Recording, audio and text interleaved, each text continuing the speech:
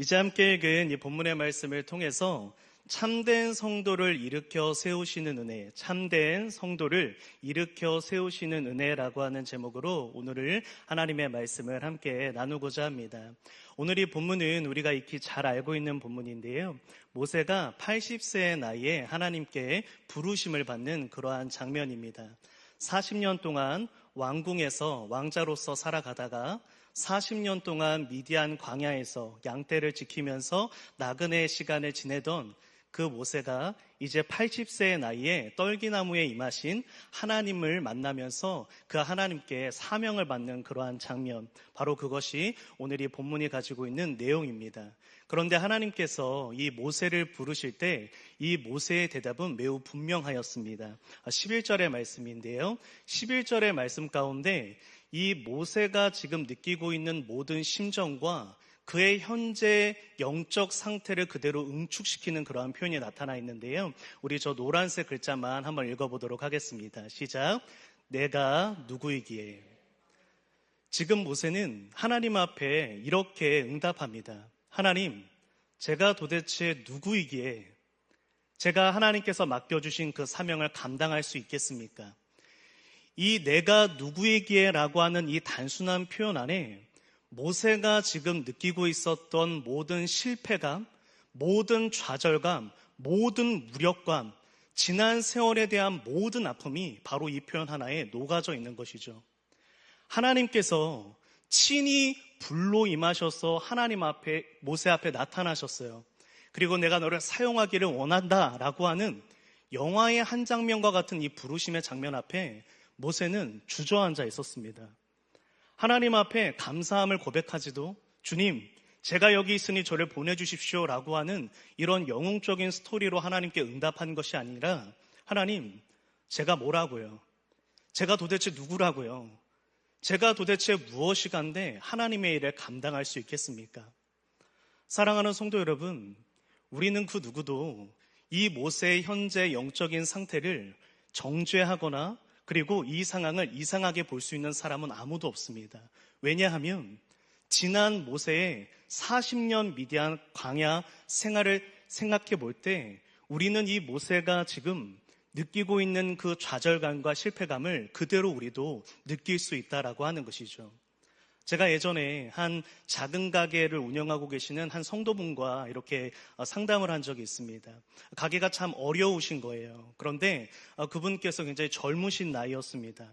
그래서 어떠한 이제 면담과 상담 가운데 아니 그렇게 사업이 좀 어려우시면 그 사업을 정리하시고 굉장히 이제 유능하고 이제 탁월한 점을 많이 갖고 있으셔서 어떠한 한 회사에 좀 취업을 하셔서 그렇게 좀 이렇게 생활을 하시는 게 어떻겠냐라고 저도 권면하고 또 주변에 있는 많은 분들도 권면하곤 했습니다. 그런데 그 성도분이 항상 이렇게 대답하셨어요. 목사님 혹은 다른 성도님에게 작은 가게라도 작은 가게를 운영하던 사장이 한 기업에 들어가서 누군가의 지시를 받고 다시금 그 조직 생활의 가장 밑바닥부터 다시 시작하는 것은요, 굉장한 결단과 용기가 필요한 일입니다. 작은 가게이지만 작은 가게였어도 저는 사장이었습니다. 그런데 그 사장으로 보냈던 그 많은 날들을 뒤로하고 다시금 제가 제 마음을 낮추어서 어떠한 기업에 들어가 누군가에게 지시를 받고 누군가와 함께 누군가의 어떠한 이러한 이 디렉팅 속에서 일을 한다는 것은 저에게 참 어려운 일입니다 라고 하는 그러한 이야기를 했어요. 사랑하는 성도 여러분, 모세는 40년 동안 이 세상의 정상에 올라가 있었습니다. 이집트의 왕자였어요. 그는 화려한 인생을 살았습니다. 40년 동안 누구의 지시를 받는 사람이 아니라 누군가에게 지시를 하는 사람이었고 그는 누구보다도 부족한 것이 없고 모든 부귀영화를 누리면서 그렇게 영화로운 삶을 살던 마치 영화의 주인공과 같은 그러한 꼭대기에 오른 삶을 살아가던 사람이었어요. 그런데 그가 어느 날 단 한순간의 일로 말미암아 이 미디안 광야에 아무도 모세가 모세인 줄 모르는 모세가 바로의 왕자, 이집트의 왕자였다 그 출신조차도 알지 못하는 그러한 땅에 들어와서 그가 목동이 되어 있었어요. 우리는 종종 이 성경을 읽으면서 목동이라는 단어를 보면 예수님의 이미지를 떠올려서 이 목동이라는 직업을 굉장히 낭만적으로 생각하시는 그러한 경향이 있을 때가 있는데요. 이 필립 켈러라고 하는 실제적으로 이 고대 근동에서 목동 일을 했던 이제 그렇게 이제 복음을 전했던 이제 그러한 분이 계시는데 그분께서 이 고대 근동의 역사를 추론하고 연구하면서 말씀하신 거예요. 고대 근동에서 가장 기피하는 직업 1위 중에 하나가 목동이었다는 것입니다. 왜냐하면요, 목동은요, 생명을 거는 직업이었거든요. 이 맹수들과 맞서 싸워야 되는 직업이었기 때문에 어느 정도의 근력과 체력과 무술 실력도 있어야 됐습니다. 그리고 우리 예전에 우리 담임 목사님을 통해서도 말씀을 들으셔서 아시겠지만 목동은요, 이 365일 동안 다 집에 있을 수가 없었어요. 많은 날 떠나 있었어야 됐습니다. 양떼를 신실하게 지키기 위해서는요, 자신의 사랑하는 가족들과도 떨어져 있었어야 됐어요. 그렇게 주야로 양떼를 지켜야 되는 직업이었고, 그리고 그만한 보상이나 어떠한 사회적인 지위로서의 존경을 받는 그러한 직업도 아니었습니다. 가장 정상에 있던 사람이 가장 밑바닥으로 내려버린 거예요. 그것도 무려 40년의 세월을요. 그런데 사랑하는 성도 여러분, 그가 이 정상의 삶을 누리다가 이 밑바닥의 삶으로 내려오게 된 가장 중요했던 원인이 무엇이었죠? 그 출발점이 어디에 있었죠?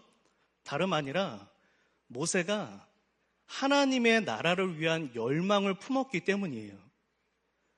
모세가요, 그냥 이집트의 왕자로서 살았다면요, 그냥 세상에 관심을 가지고 잘 먹고 잘 살고 나도 맛있는 맛집도 가고 나도 남들이 못 가본 여행지도 좀 가고 나 좋은 집 살고 그리고 내가 정말 원하는 이상형의 그러한 아내를 맞이해서 그렇게 살아가는 거, 그저 이 세상에 관심이 있었다면요, 모세는 이 아픔을 겪지 않아도 됐었어요. 그런데 왜 모세가 힘들어지고 왜 모세가 아파지기 시작한 것입니까? 그가 하나님의 나라를 바라보았기 때문이에요. 사도행전 7장 23절부터 25절의 말씀에 이것을 잘 설명하고 있는데요. 한번 들어보십시오. 모세가 나이가 40이 되어 그리고 그 형제 이스라엘 자손을 돌볼 생각이 납니다. 그 형제 이스라엘 자손을 돌볼 생각이 나요. 하나님의 나라를 위하여 하나님께서 이 민족으로 세워주신 이 이스라엘 민족을 위해서 하나님의 나라를 위해서 일하고자 하는 그 열정이 이 모세에게 찾아옵니다. 그리고 이 열정으로 말미암아 모세는 40년의 아픈 세월들을 지나가야 됐어요. 만약 하나님의 나라에 대해서 무관심했다면 애달플 것도 없었고요, 고난도 연단도 필요 없었습니다. 사랑하는 성도 여러분, 참된 성도라면, 이 자리에 있는 저와 여러분들이 진정으로 하나님께 부르짖는 참된 성도라면 우리 안에 누구나 거절하고 거부할 수 없는 한 가지의 열정이 생겨요. 그것이 무엇이죠? 하나님의 나라를 향한 열정입니다. 제가 이번 주에 이 우이중앙 힐링 페스티벌, 아까 전에 광고 시간에도 말씀을 드렸는데요, 김영순 집사님께서 제가 부탁하지도 않았는데 그 전단지를 가져다가 직접 과자를 하나하나 다 넣으셔서 포장을 하셔서 그 가게 앞에다가 진열해 놓으셨어요. 성도 여러분, 왜 그런 마음이 생기는 겁니까? 왜 성도 여러분들께서 오늘 이 금요일 밤에 세상에서 누리실 수 있는 게 그렇게도 많은데 하나님 앞에 나와 기도하실 그 마음이 생긴 거예요? 왜 사랑하는 성도 여러분들이 전도와 그리고 교회 안에 있는 많은 봉사에서 때로는 시켜서 하는 일도 있지만 그 가운데에도 내가 교회를 위해 하나님의 나라를 위해 이거라도 해야지라고 하면서 왜 그런 열정이 자꾸만 생기시는 거예요? 그거는요, 우리 사랑하는 성도 여러분들이 하나님께서 부르신 참된 성도들이기 때문입니다. 그래서 그 마음 가운데 열정이 심겨지는 거예요. 그런데 그 열정이 심겨질 때 그 열정대로 모든 일들이 잘 풀리던가요? 내가 하나님의 나라를 위해서 내가 정말 복음 전파의 일꾼이 되겠다라는 결단을 했을 때 무언가 내 인생 가운데 모든 것이 일사천리로 잘 풀립니까? 그렇지 않습니다. 내가 세상에만 관심을 가졌다면 굳이 어렵지 않을 수 있는데 내가 굳이 전도에 대한 열망을 가져서 고난이 시작돼요. 마귀의 공격과 방해가 시작됩니다. 내가 이번 주부터는 정말 하나님의 나라를 위해서 감사하는 삶 살아야지 라고 하면 꼭 그 주에 사랑했던 내 배우자가 불평하게 만들어요. 내 삶을요. 내가 이제 좀 정말로 사랑하면서 살아야지라고 하면 꼭 그 주간에 나와 정말 친밀했던 사랑했던 어떤 성도 간의 관계가 깨어져요.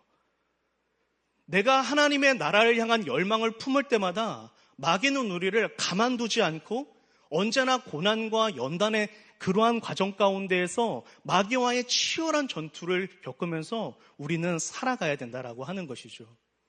사랑하는 성도 여러분, 사도 바울이 이런 고백을 합니다. 고린도후서 11장 25절에서 28절의 말씀인데요. 그가요, 오늘날로 말하면 국회의원보다도 높은 사람이었습니다. 그는요, 존경받는 사람이었고요, 부자였고요, 모든 사람들로부터 사랑받는 사람이었어요. 그런데 그가 하나님의 나라를 열망했기 때문에 그는 매를 맞았고, 그는 옥에 갇혔고, 그는 굶주려야 됐고, 그는 아파야만 했습니다. 그러면서도 사도 바울이 이런 고백을 합니다. 저 우리 마지막 구절 한번 읽어보도록 할게요. 저 노란색 표시되어 있는 거요. 시작.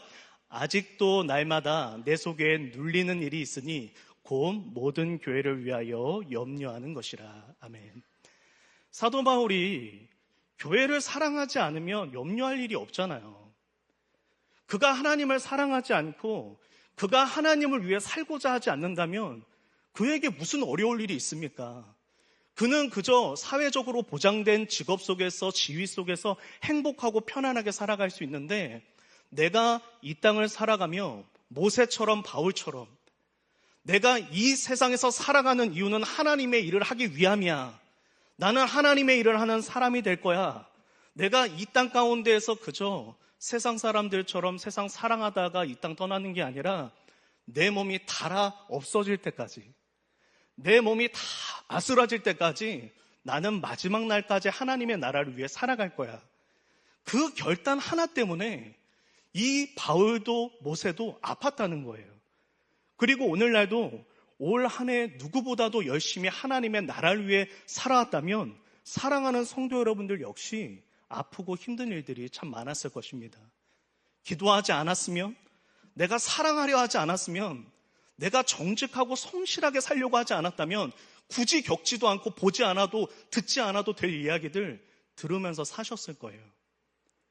그런데 사랑하는 성도 여러분, 어떠한 상황 가운데에서도 오늘날 이 모세처럼 바울처럼 하나님의 나라를 포기하지 않고 끝까지 하나님을 붙드는 사람은요, 하나님께서 절대로 그 고난의 한복판에 내버려 두지 않으십니다. 모세가 40년 동안 너무너무 힘들고 너무너무 외로웠잖아요. 그런데 이후에 40년 동안 하나님께서 이 모세에게 주시려고 하는 것이 있었기 때문이에요.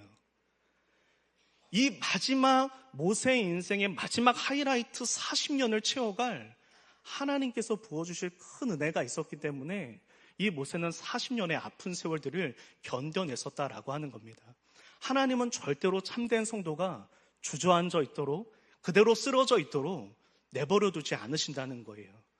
엘리야도 그가 하나님의 나라를 위해 싸웠을 때 지쳐 쓰러졌지만 결국은 하나님께서 일으켜셔서 하나님의 산 호렙에 이르러 새로운 사명 받아서 출발하게 하시잖아요. 오늘 모세에게도 하나님께서 찾아오셔서 이 모세를 향한 가장 하나님께서 남은 40년의 인생을 이끌어가는 가장 특별하고 큰 은혜를 이 모세에게 부어주시는 것을 오늘 성도 여러분들은 우리 함께 목격하게 될 것입니다.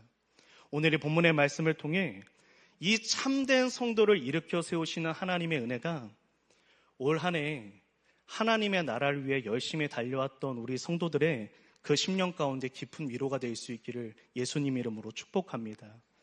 또한 다음 여정을 하나님과 함께 힘써 달려갈 수 있는 용기를 얻는 시간이 되기를 예수님의 이름으로 축복합니다.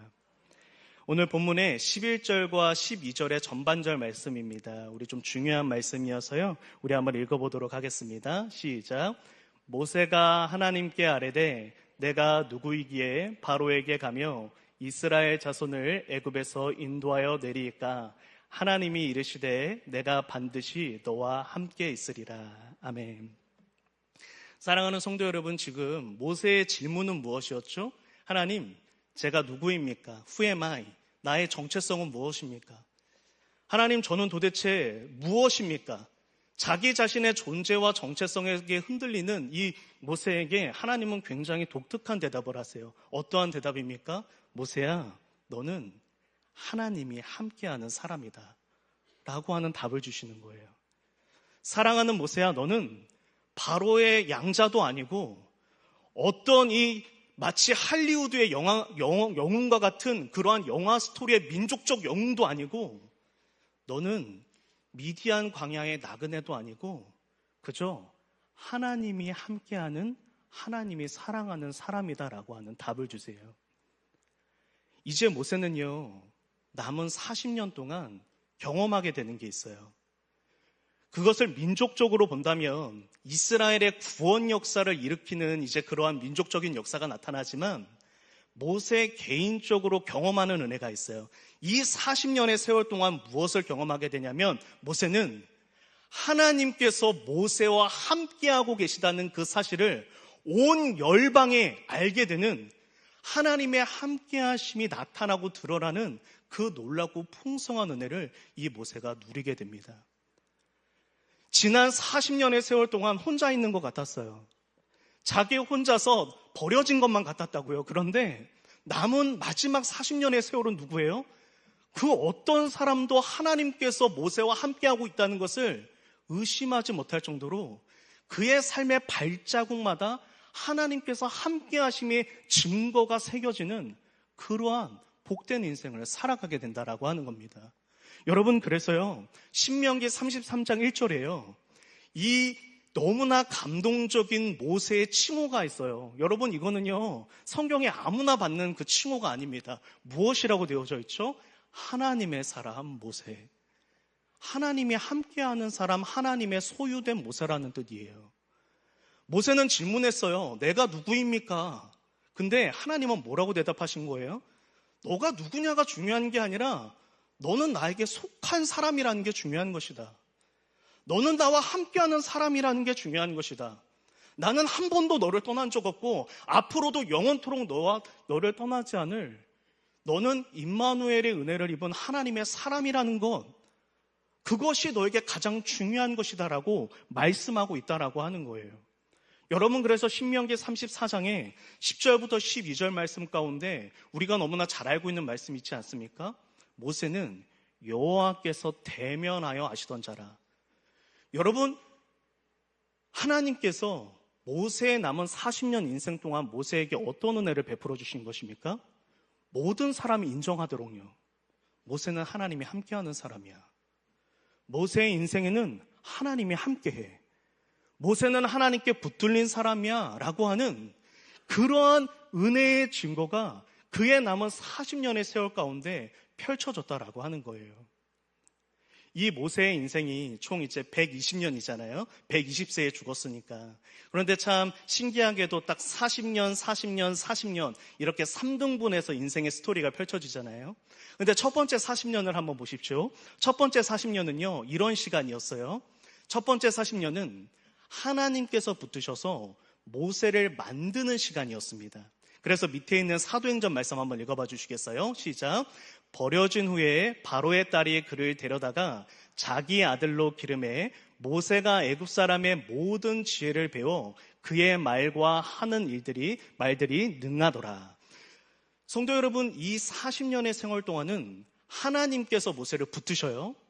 그리고 모세로 하여금 앞으로 80세가 되어서 이스라엘 민족을 이끌어갈 때 그 민족을 이끌어갈 만한 지혜와 외적인 지적인 조건들을 갖추게 하십니다. 지식과 명철을 첫 40년 동안 하나님께서 붙으셔서 가르쳐요. 근데 이 40년의 세월 동안에는요, 모세의 입술에서 하나님의 고백은 없어요.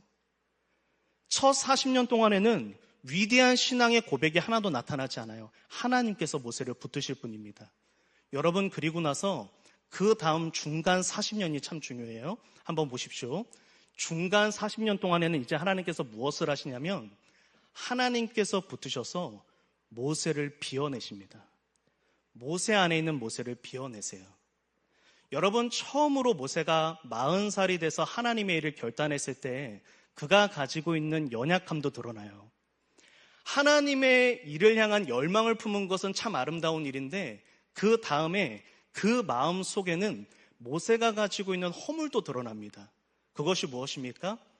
내 손을 통하여 구원해 주시리라. 본인 스스로의 영웅 심리에 취해 있는 모습이 나와요. 그 젊은 혈기에, 그 젊은 열심에 자신의 감정과 자신이 가지고 있는 열망에 취해 있는, 들떠 있는 모습이 나옵니다. 여러분, 그래서 하나님께서 이집트 사람 죽이라고 했습니까? 그런 말씀 안 주셨어요. 모세가 자신의 생각대로 이집트 사람을 죽여서 모래 밑에 감춰버립니다. 이게 모세가 가지고 있는 약점이에요. 무엇이죠? 40년 동안 그가 정상에서 살아왔던 그 삶 가운데 남아있었던 모세라고 하는 그 자아요. 그래서 하나님은 이 모세를 하나님께서 또 붙드셔서 모세를 비워냅니다. 첫 40년 동안 모세의 외적인 조건을 만드셨다면 그 다음 40년 동안에는 모세의 내면을 다듬어 가시는 거예요. 그렇게 하나님께서 이 모세와 함께 하십니다. 여러분, 그리고 그 다음 나머지 40년이 중요하죠. 보십시오. 이제 마지막 40년은요, 모세도 하나님을 붙들면서 나아가게 됩니다. 그 전에 80년의 세월 동안에는 하나님께서 모세와 함께 하셨어요. 그런데 이제 남은 40년의 세월 동안에는 모세 역시 하나님을 붙들면서 나아가게 됩니다. 그 첫 번째 증거가 무엇입니까? 그가 바로 왕에게 나아갈 때 모세의 지팡이가 아니라 무엇을 잡아요? 하나님의 지팡이를 손에 잡습니다. 나의 지팡이가 아니라 이제는 하나님의 지팡이를 붙들고 하나님을 의지하는 마음으로 나아가요. 그리고 그가 아말렉 군대와의 전투가 있을 때 여호수아에게 이렇게 말씀하죠. 가장 밑에 있는 성경 구절인데요, 우리 한번 읽어보도록 하겠습니다. 시작. 내가 하나님의 지팡이를 손에 잡고 산 꼭대기에 서리라. 아멘. 성도 여러분, 저 때 손에 잡는다는 게 꼭 잡는다는 뜻이에요. 꼭 잡는다. 내 손으로 구원하는 게 아니라 내가 하나님의 손 붙들고 하나님의 지팡이 붙들고 나아간다는 거예요. 모세가 무엇이 달라졌습니까? 지난 80년의 세월 동안에는 하나님께서 함께 하셨고 이제 남은 40년의 세월에는 이 모세도 역시 하나님을 붙들고 하나님의 손 꼭 잡고 남은 40년의 세월들을 하나님만 의지하는 심령으로 나아가게 되었다라고 하는 것입니다. 여러분, 결국 지난 120년의 이 모세의 모든 날들이요, 그 모든 일상들, 그 모든 하루하루에 때로는 의미 없어 보이던 그 양떼를 치면서 의미 없이 매일매일을 살아가는 것과 같았던 그 모든 날들이 결국엔 무엇이었던 거죠? 120년의 모든 날 동안 단 한순간도 하나님은 모세를 떠나지 않으셨다는 거예요. 하나님께서는 모세와 함께 하셨고 그 모세 또한 하나님과 함께 하기를 기다리셨던 거예요. 사랑하는 성도 여러분, 오늘 사랑하는 성도 여러분들과 꼭 나누고 싶은 이야기가 바로 이것입니다. 하나님은 우리 사랑하는 성도 여러분들과 단 하루도 한 날도 떨어져 주신 적도 없고 떠난 적도 없으세요. 하나님이 기다리시는 것은 무엇입니까? 우리의 매일의 세월 가운데, 모든 연단 가운데 하나님께서 원하시는 게 무엇인 거예요? 우리 또한 하나님 붙들고 가는 겁니다. 오직 하나님밖에 없다라고 하는, 내가 의지할 뿐, 내가 기댈 뿐, 내가 찾을 뿐, 내가 잘 보일 뿐 여호와 하나님 한 분밖에 없다라고 하는 그 간절한 열망으로 하나님의 손을 꼭 붙들고 나아가는 것이죠. 하나님의 지팡이를 손에 잡고 손을 들면 전쟁에서 이기고 손을 내리면 전쟁에서 지는 것. 무엇을 의미합니까? 이게 단순히 무슨 하나님께서 손 들고 내리고 이런 거 액션 보시는 거 아니잖아요. 전심으로 하나님의 지팡이 콕 잡고 하나님만 의지하고 있을 때 전쟁에서 이기게 된다는 걸 보여주시는 거잖아요. 하나님은 단 한순간도 우리를 떠난 적 없으니 우리 또한 그 하나님의 함께 하심을 믿고 하나님 붙잡고 나아가라고 하는 것. 여러분, 바로 이것이 하나님께서 모세를 80년이나 기다려주신 이유예요. 그리고 남은 40년의 세월 동안 하셨던 모든 것들은 너가 이제 하나님의 함께 하심을 간절히 붙들고 나아간다면 40년 동안 뭘 보여주시는 겁니까? 모세와 함께 하시는 하나님을 보여주시겠다는 거예요. 오늘날 저와 여러분들에게 무엇을 말씀하고 있는 겁니까? 하나님께서 임마누엘로 우리와 함께하고 있으시니 우리도 하나님의 함께 하심만 의지하며 나아가고 하나님만 붙들고 나아가면 뭐가 된다는 거예요? 우리의 모든 인생의 발자국 가운데 우리가 하나님이 함께 하시는 사람이라는 증거가 우리의 발자국마다 새겨진다라고 하는 것입니다. 사랑하는 성도 여러분, 하나님께서 진정으로 임마누엘로 단 하루도 사랑하는 성도 여러분 잊지 않고 함께 하심을 믿으십니까? 그렇다면 우리 사랑하는 성도 여러분들도 다시 한번 마음을 결단하여 내가 손잡을 분 하나님 한 분밖에 없다. 내가 의지할 분 하나님 한 분밖에 없다. 여러분, 단순히 기도 열심히 하자는 이야기, 예배 열심히 하자는 이야기 아닙니다. 함께 한다는 거는요, 매일을 공유한다는 거예요. 마음을 공유하고 생각을 공유하는 겁니다. 입술을 공유하는 거예요. 내 마음을 하나님이 아시고 내 생각을 아십니다. 주님께서 내가 오늘 하루 어디에서 어떻게 살았는지 다 아시는 거예요. 직장 상사가 있다고 성실하고 내 곁에 나를 보는 눈길이 없다고 불성실하다면 나는 하나님과 함께하는 사람 아닙니다. 내가 교인들과 함께하는 대화와 부부와 함께하는 대화, 친구와 함께하는 대화가 다르다면 나는 하나님과 함께하는 사람 아닙니다. 하나님과 함께한다는 건 내 손에 하나님밖에 안 잡고 있는 거예요. 오늘도 내 입술, 내 마음, 생각, 내 모든 그 일상을 함께 하시는 그 하나님을 내가 인정하며 나아가는 거죠. 그러한 사람에게 하나님이 무엇을 약속하십니까? 사랑하는 아들아, 사랑하는 딸아, 너가 내 손 잡고 나와 동행하기를 내가 기다렸고 이제 너가 진정으로 나와 동행하기를 네가 결단했다면 나는 이제 너를 통해 나의 함께 하심을, 하나님의 살아계심을 너의 인생을 통해 보일 것이다. 바로 그것을 약속하신다라고 하는 것입니다. 사도 바울이 갈라디아서 6장 17절에서 너무나 유명하고 아름다운 위대한 고백을 합니다. 우리 괄호 안에 있는 건 빼고 한번 읽어보도록 할게요. 시작. 이후로는 누구든지 나를 괴롭게 말라. 내가 내 몸에 예수의 흔적을 지니고 있노라. 아멘. 사랑하는 성도 여러분, 사도 바울이 어떻게 그 많은 고난과 연단의 세월들을 통과할 수 있었을까요? 사도 바울에게는 한 가지 확신이 있었거든요. 그것이 무엇이냐면 나에게는 예수의 흔적이 있습니다. 여러분, 이게 무슨 뜻이냐면요, 이 갈라디아서 배경을 보시면 조금 더 이해가 되는데 이때 이제 참 많은 이제 여러 가지 이제 복음적인 이제 싸움이 있었어요. 그런데 이제 단순하게 요약하자면 이겁니다. 사람들은 사도 바울의 삶이 이해가 안 되는 거예요. 왜냐하면 오늘날로 말하면 이거예요. 넌 왜 그렇게 사냐는 거예요. 뭘 그렇게 유별나게 사냐는 거죠. 당시에 인기 있는 가르침은요, 사도 바울의 가르침이 아니었단 말이죠. 사도 바울의 가르침은 무엇이었냐면 코람데오예요. 예수와 동행입니다. 오직 예수예요. 오직 예수와 함께 살아가니까 말 한마디에 행동 하나도 예수님과 함께 하자는 거예요. 그런데 이 사도 바울은 인기 없었어요. 그래서 많이 놀림받고요, 많이 공격받았습니다. 근데 그 사도 바울이 무엇이라고 말하냐면 너희가 놀려대고 있는 그 예수의 흔적, 내게 있는 그 낙인, 예수에게 미쳐버린, 오직 예수에게 빠져버린, 그래서 예수라고 하는 병에 걸린 사람처럼 보이는 너희들의 그 시선이야말로 내가 하나님의 소유라는 증거다. 아무도 나에게 정죄할 수 있는 자격이 없다.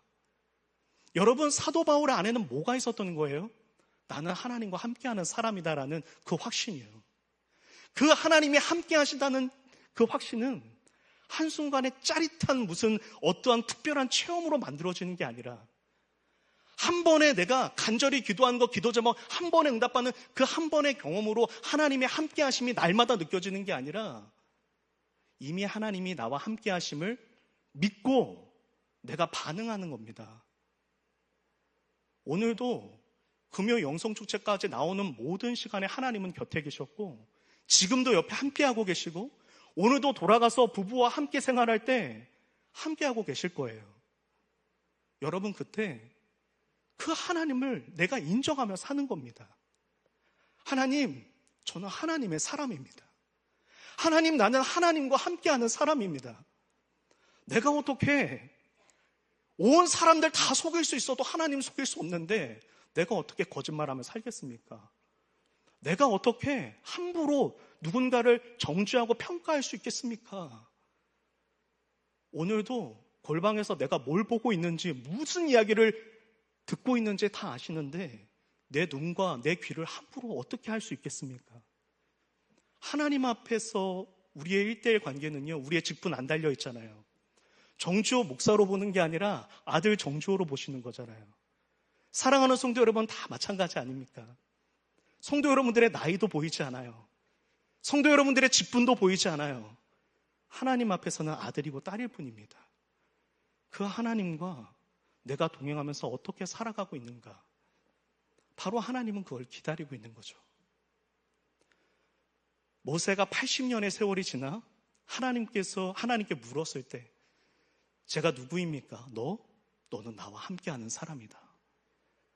하나님의 대답은 간단했어요. 여러분, 그리고 모세가 이 나머지 40년의 세월 동안 하나님의 지팡이에 손 꼭 붙잡고 나아갈 때 그의 인생의 결론, 하나님의 칭호가 뭐예요? 하나님이 붙여주신 거잖아요. 하나님의 사람 모세야. 너 내가 80세 때 만나서 이야기했던 나와 함께하는 사람이었다는 거, 그거 그대로 응답된 거예요. 그의 마지막 죽기 전 마지막 하나님의 칭찬은 너는 하나님의 사람이다. 너는 하나님께 속한 사람이다. 그 마지막 40년의 영광스러운 스토리를 쓰고 모세는 하나님께로 부름받은 바로 그러한 은혜를 우리에게 보여주고 있는 것입니다. 로마서 11장 29절의 말씀입니다. 오늘의 마지막 성경 구절인데요. 우리 참 유명한 성경 구절인데 우리 한번 읽어보도록 할게요. 시작. 하나님의 은사와 후회하심이 없느니라. 아멘. 사랑하는 성도 여러분, 하나님은 저와 여러분들을 하나님의 자녀로 부르신 것을 후회하지 않으신다 말이에요. 후회하지 않으신다라고 하는 것은 무슨 뜻입니까? 떠난 적도 없고 떠날 일도 없다라는 뜻이에요. 하나님은 저와 여러분들을 하나님의 자녀로 부른 순간부터 한순간도 떠날 일도 없고 그 다음에 떠날 적도 없으시다는 거죠. 내가 어떠한 광야의 시간에 놓여있든지 간에 하나님이 우리를 떠나실 일은 없다는 거예요. 내가 하나님께 때로는 잊혀진 바 된 것 같고 하나님과의 관계가 끊어진 것과 같은 그러한 생각과 감정에 내가 휘말릴 때는 있지만 하나님은 떠나지 않으신다는 거예요. 다만 하나님은 계속해서 그 모든 연단과 고난의 세월 가운데 기다리시는 거죠. 무엇입니까? 진정으로 우리가 하나님과 함께 하기를요. 매일매일을 함께 하기를요. 그리고 하나님은 진정으로 하나님과 함께 하기로 결단한 사람들을 일으켜 세우셔서 그를 통해 하나님의 살아계심을 이 세상 가운데 나타나신다라고 하는 것입니다. 우리 사랑하는 이 금요일 밤을 하나님 앞에 거룩하고 신실하게 지키는 우리 우이중앙의 모든 성도 여러분들의 그 인생을 통해 이 하나님의 함께하심이 드러나고 나타나기를 예수님의 이름으로 축복합니다. 우리 사랑하는 성도 여러분들의 그 심령 가운데 이제 하나님의 함께하심이 선명하게 새기어져 모세의 그 영광스러운 40년의 인생처럼 우리 사랑하는 성도 여러분들의 앞으로 남은 모든 나날에도 이 하나님의 함께하심이 찬란하게 빛이 날 수 있기를 예수님의 이름으로 축복합니다.